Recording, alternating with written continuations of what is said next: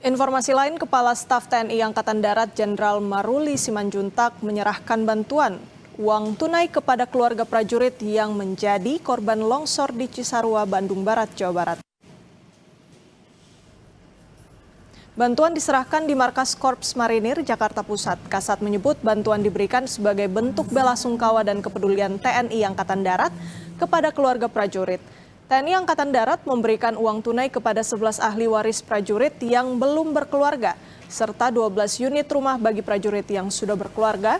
Uang tunai juga diberikan kepada 23 keluarga prajurit korban bencana.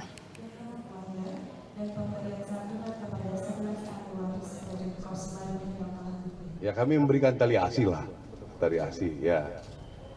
Untuk yang keluarga ada kita berikan rumah itu aja. Ya.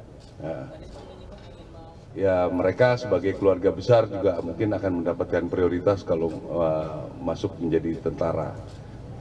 Jadi juga ada beberapa yang menyampaikan, juga ada yang berkeinginan mungkin putra-putranya untuk jadi angkatan darat maupun angkatan udara.